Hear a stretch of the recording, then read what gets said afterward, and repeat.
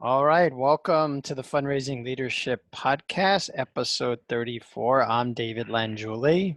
And I'm Janice Cunning. And David, we are really excited. You know, we've been having a lot of guests this year, and today we have two amazing guests. We have Dawn Marie Schlegel, who's the Director of Donor Relations and Engagement at the Toronto Symphony Orchestra. And we have Stephen Endicott, who's the new Director of Development at Canadian Stage, but former co-leader with Dawn Marie of their fundraising program at TSO. So welcome to you both. Thank you. Thank you. Mm-hmm. Yes, and David and I have had the pleasure of meeting Dawn Marie. Well, I've known Dawn Marie a long time, and David's had the pleasure of meeting Dawn Marie in her former role in person. And I've had the pleasure of meeting Stephen in person, and David's getting to virtually meet Stephen today. So we're excited to Yeah, well, welcome to the podcast, guys. And we are Thank you so much. excited to hear about your collaboration. Yeah. Yeah. So Dawn Marie, you wrote for us a great post last week, which we'll link to, which was we called The Power of Two, Co-Leading a Fundraising Program. And so we thought we'd kick off by just like letting you and Stephen explain a little bit about this unique experience that the two of you had. Sure. Well, I could start a little bit on that. So when I was making the decision to change roles and leave an academic institution and come back into the arts, which is fundamentally where my heart is, I was very excited about a great fundraising role and to be, focused entirely actually on fundraising and with a little bit of the less administration that was happening. And very soon after, the conversations began, I learned, there was going to be two of us, so, which was at the time a bit of a surprise, but certainly once I had a chance to talk with, Stephen, who I discovered would be the co-lead with me, I was really actually excited about what this might mean and how together we might be able to affect some change here at the Toronto Symphony.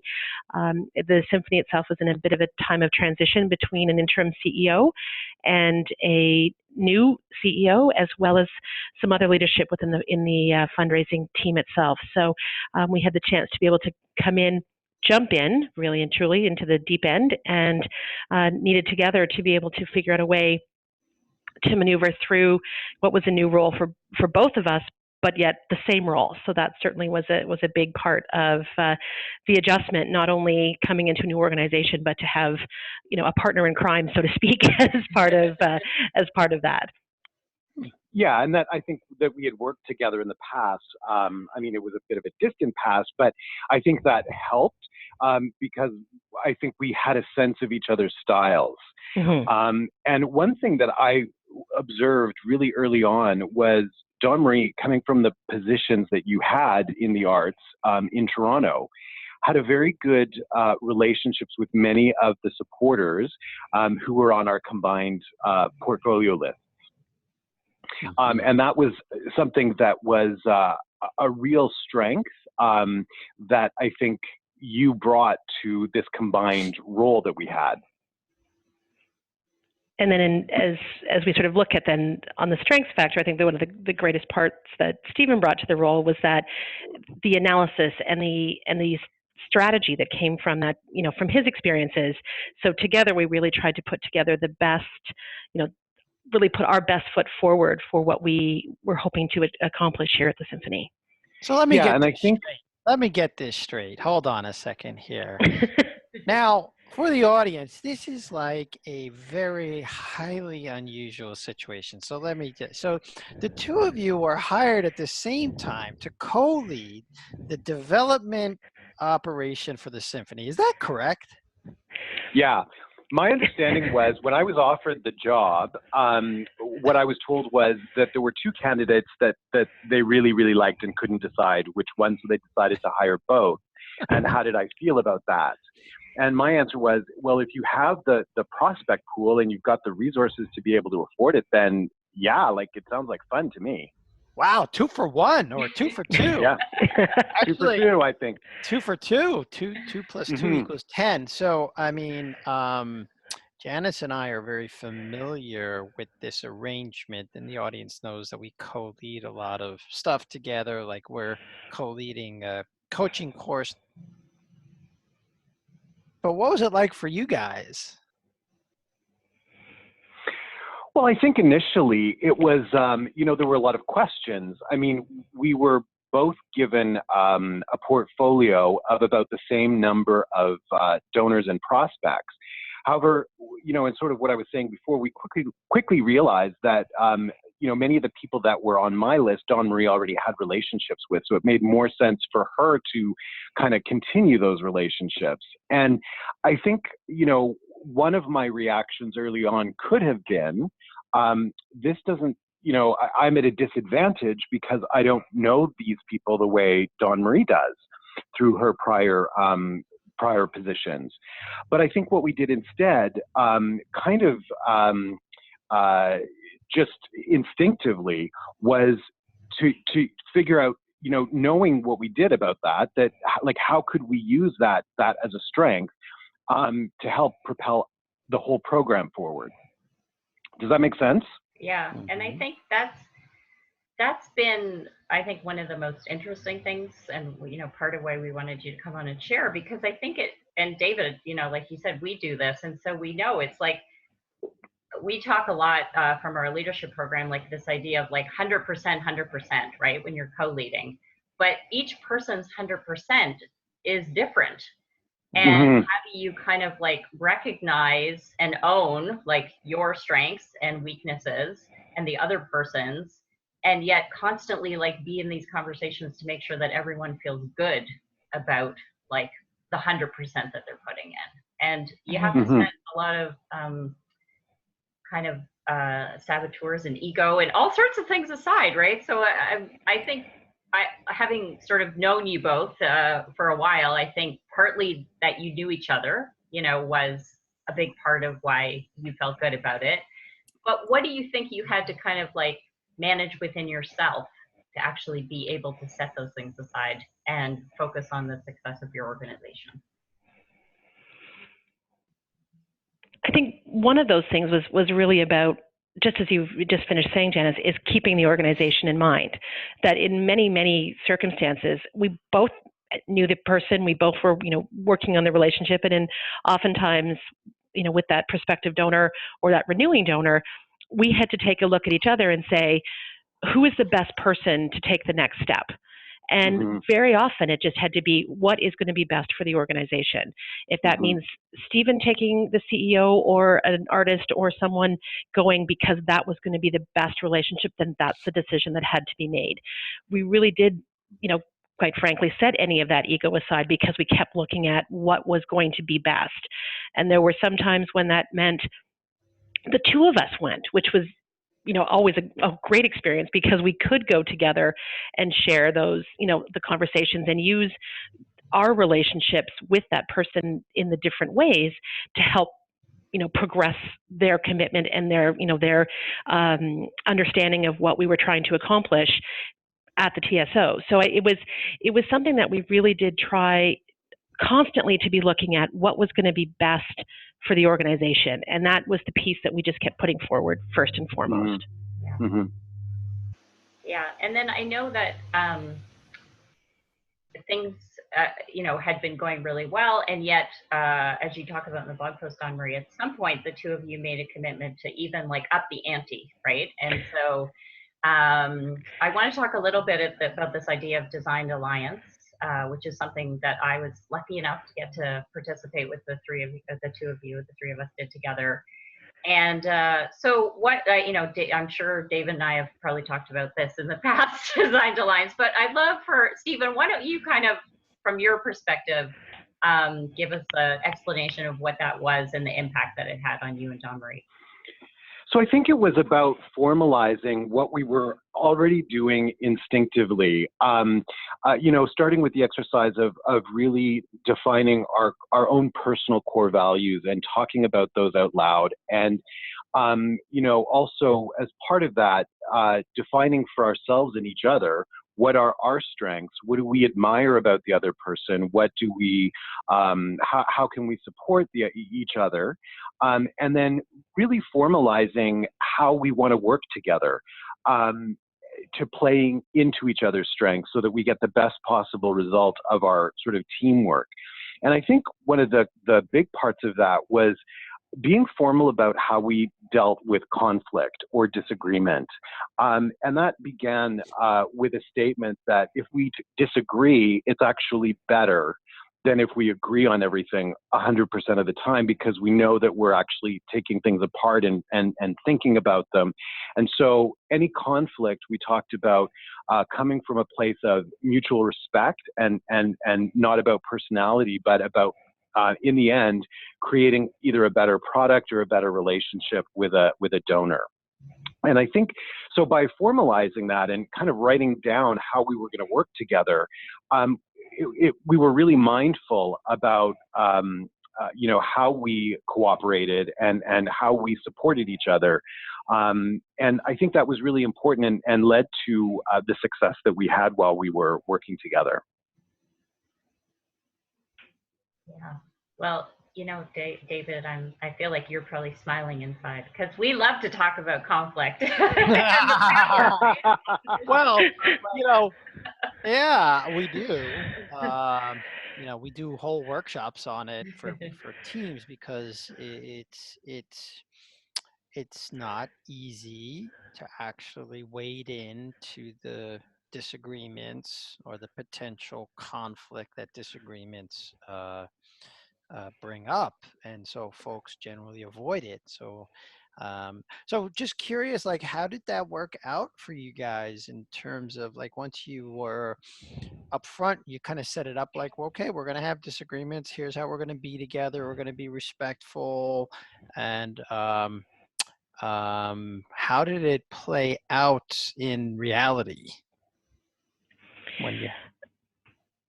I mean, I can talk a little bit to that. I think one of the joys of it, even though we went through the Design Alliance very carefully around talking about this, is that I think I can safely say that we didn't have the full-blown conflict. I think what we had was a chance to really challenge each other to make it better. And I think that's where we looked at, if we disagreed on something, what was the basis of the disagreement? Was it the strategy? Was it the, were we just maybe not as far as the other was interpreting along in the relationship, or the path or the strategy that we had for that donor? Was this coming from really other directions or other experiences that we'd had? So we really tried to identify what was the piece that was causing the sort of the sticking point. And then at that point in time, it was about really challenging each other to not just agree, but to actually almost come up with reasons or create different angles at which to look at the problem. And I think that because so much of our philosophy around fundraising was very similar, that we could almost fall into that yes, that's great, and we needed to find sometimes that moment where we said, is it great, or is it just that we think it's great? So one of us has to play the advocate in this and say, let's ask some harder questions to make sure we're both convinced that this is the right way to go. Does that make sense? That makes a lot of sense, Marie. What you are actually practicing is something we call mining for the conflict, and in a broader context, when you're leading a team, what will happen is you get a lot of nice going on in the room, like people just being nice and respectful, especially in the nonprofit world, and the leader has to actually dig under that. That's like the surface, and mine for the conflict. Now there may or may not be any conflict to be had once you go mining for it, but unless you actually create a space where you're like, oh, I'm sensing like there's a little bit too much nice on the surface here, let's dig a little bit deeper and see what's really going on, you'll never know. So I love that you guys were doing that, like, because you do have like this mutual respect and comfort level, so sometimes you gotta dig for it a little bit.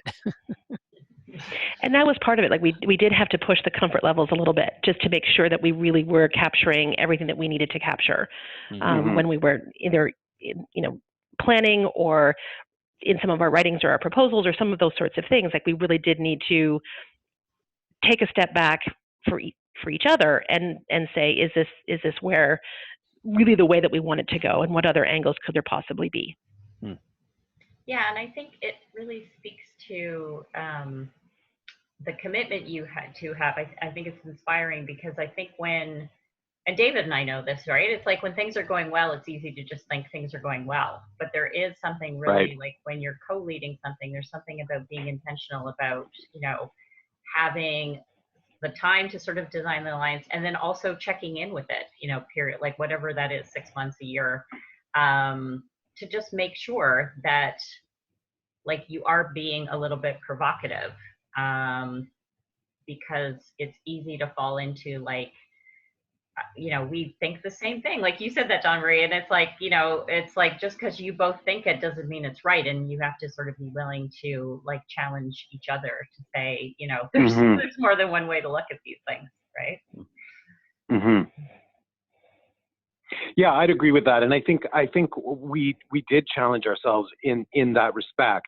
Certainly with with some other activity that was happening, that either we agreed or disagreed with, we would challenge ourselves and sort of say, okay, well, maybe we need a new way of kind of approaching this particular problem. But I think the other thing that we had that we were actually kind of formal about was, and it's in your blog, Dawn Marie, is about making the time to laugh. And we found a lot of moments of humor in the work that we were doing and in ourselves, that I think actually helped to create and strengthen the trust, so that when conflict did arise, and we did have disagreements, not huge ones, but when it did arise, there was that mutual trust and respect that we knew we were in disagreement in terms of improving each other. Yeah. The power of fun. Yeah, you gotta laugh. Especially when you sit literally like 2 feet from each other. Indeed, we were close. We were close. So we're going to give people something to try, but just before we do that, maybe each of you could just say, you can answer this like either the impact on yourself or the organization or your donors, however you want. But what do you think was one thing that was more successful because you were co-leading the program?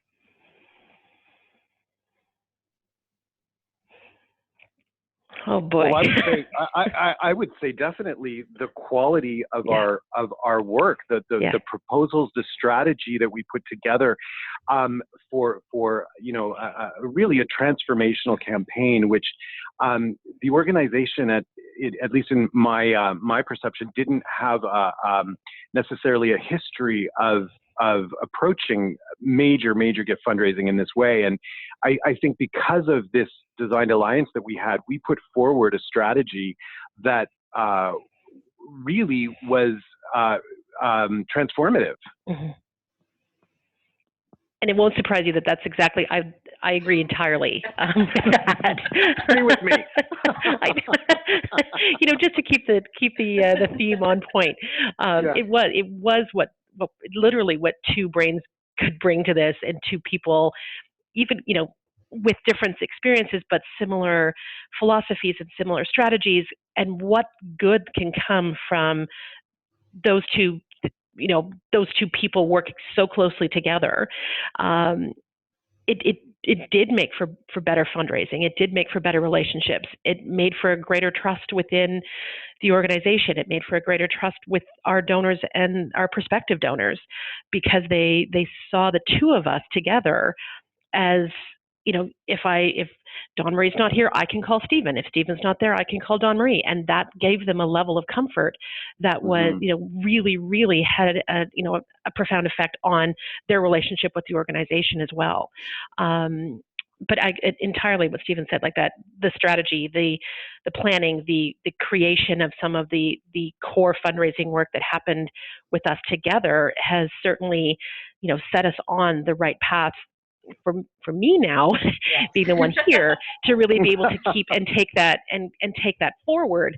And there are many days and I'm like, okay, what would Stephen say if I did this? Or, and there may be a text that follows, but it's a good thing you're still friends, right, Dawn Marie?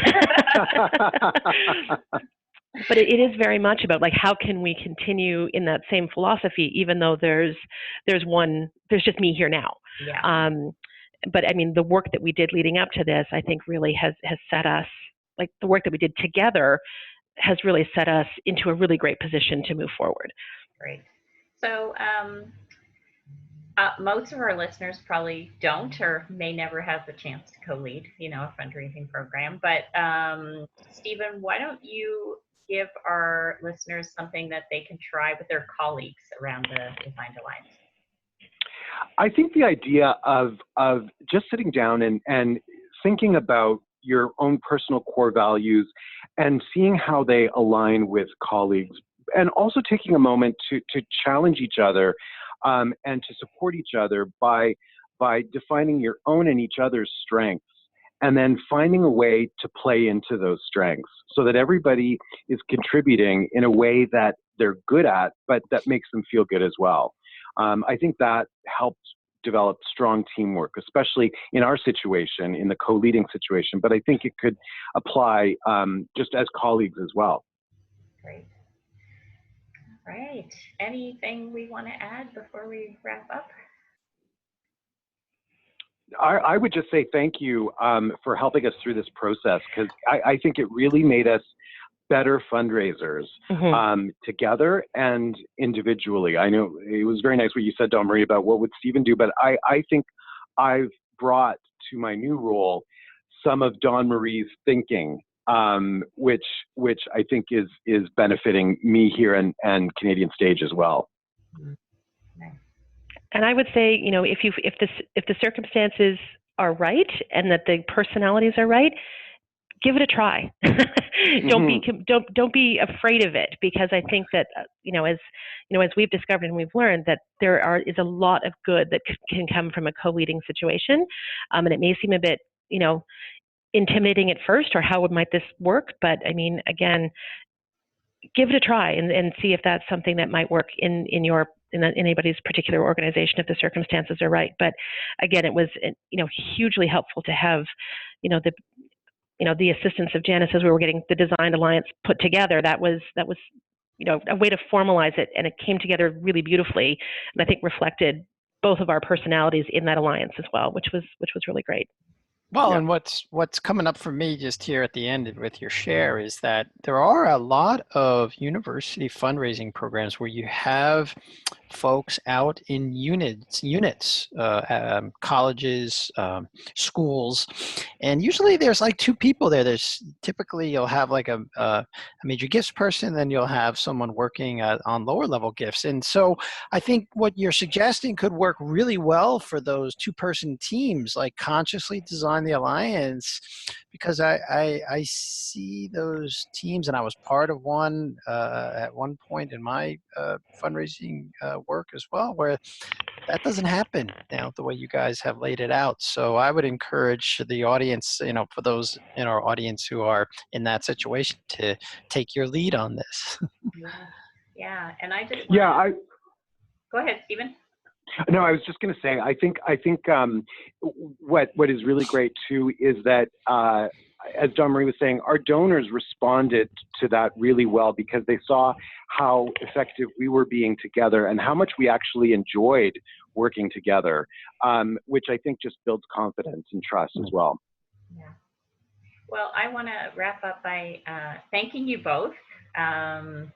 We've been talking about doing this for a little while. I'm glad we got to do it. And, I just thought it was such a unique experience, and you two could add so much value and share with our listeners. And David and I cannot get enough of talking about co-leading, because obviously we've lives around it. So,